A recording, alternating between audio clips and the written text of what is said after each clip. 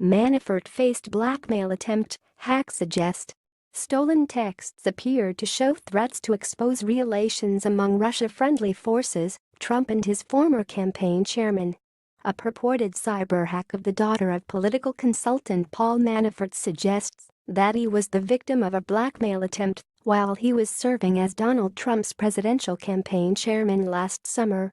The undated communications, which are allegedly from the iPhone of Manafort's daughter, include a text that appears to come from a Ukrainian parliamentarian named Serhiy Lishchenko, seeking to reach her father, in which he claims to have politically damaging information about both Manafort and Trump. Attached to the text is a note to Paul Manafort referring to bulletproof evidence related to Manafort's financial arrangement with Ukraine's former president, the pro-Russian strongman Viktor Yanukovych, as well as an alleged 2012 meeting between Trump and a close Yanukovych associate named Serhiy Talub.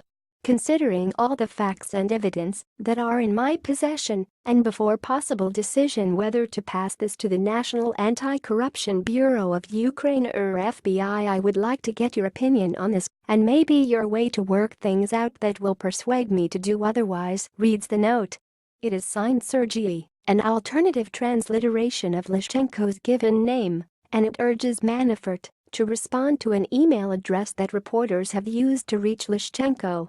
In the typo-written text to Manafort's daughter to which the note was attached, the sender writes from a different address, "I need to get in touch with Paul. The first need to share some important information with him regarding Ukraine investigation." The sender adds, "As soon as he comes back to me I will pass you documents," but also warns, "If I don't get any reply from you I am gonna pass it on to the FBI and Ukrainian authorities including media."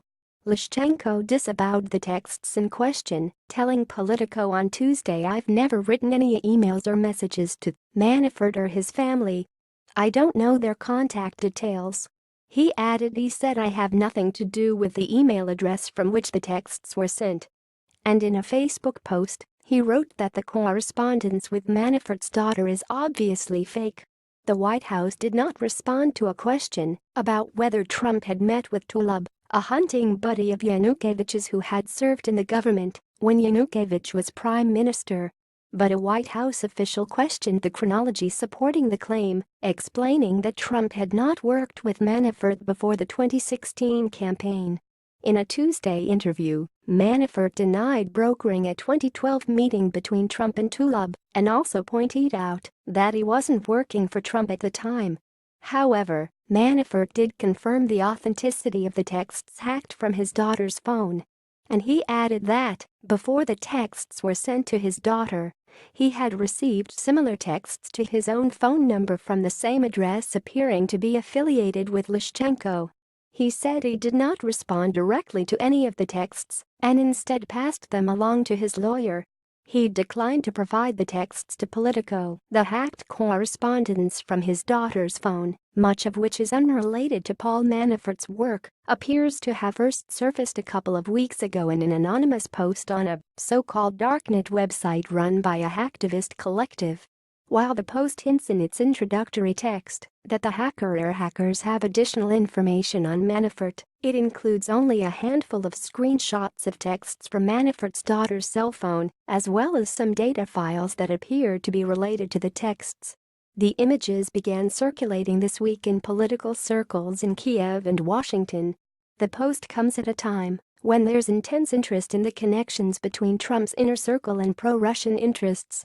The Federal Bureau of Investigation and congressional committees alike are looking into contacts between Trump's associates, including Manafort, and Russian officials during the presidential campaign, and the U.S. intelligence community has concluded that Russian intelligence engineered cyberattacks on Democratic officials and groups with the intent of boosting Trump's presidential campaign by damaging that of his Democratic rival Hillary Clinton. The screenshots of hacked texts sent to Manafort's daughter do not include any information indicating the date on which they were sent. But Manafort said that the first of the texts arrived shortly before the New York Times published an August expose revealing that the National Anti-Corruption Bureau of Ukraine had obtained documents which have since come under scrutiny, that appeared to show $12.7 million in cash payments earmarked for Manafort. Manafort challenged the authenticity of the documents. And, while he said he could not be sure whether the texts apparently referencing them were in fact sent by Lishchenko, he said, "I find it coincidental that I got these texts and then he released these phony journals." The Times story identified Lishchenko, a former investigative journalist who has built a reputation as an anti-corruption crusader, as a key player in revealing the documents. They appear to be from a ledger maintained by the Party of Regions, which Yanukovych headed. With financing from pro-Russian oligarchs, Manafort and his team helped resurrect Yanukovych's career and get him elected prime minister in 2007 and president in 2010. But Yanukovych fled Ukraine for Russia under the protection of Russian President Vladimir Putin amid widespread 2013 protests over government corruption. The documents eventually were provided to the National Anti-Corruption Bureau, a government agency that had signed an evidence-sharing agreement with the FBI in late June, less than a month and a half before it released the ledgers.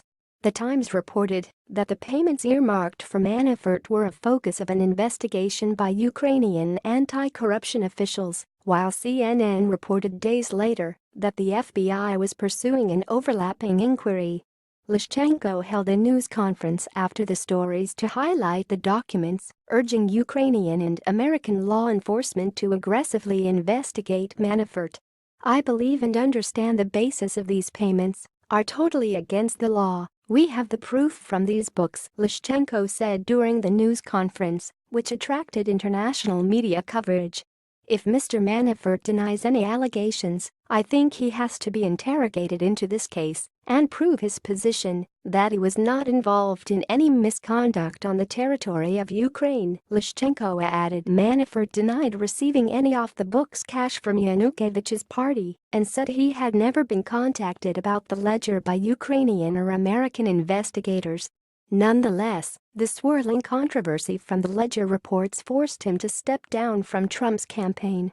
Yet, after Trump's surprising victory over Clinton, Ukrainian officials appeared to back away from claims about the ledger and their investigations thereof.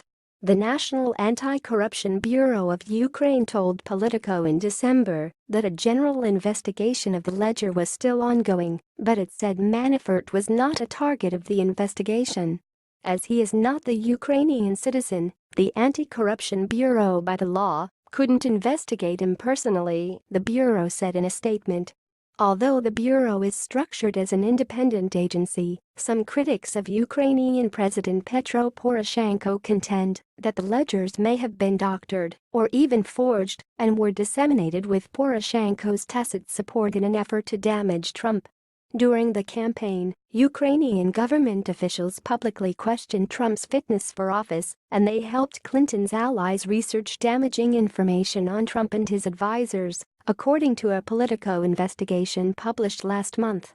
Poroshenko and his allies, who are scrambling to establish a relationship with the Trump administration, have distanced themselves from those efforts and from Lishchenko.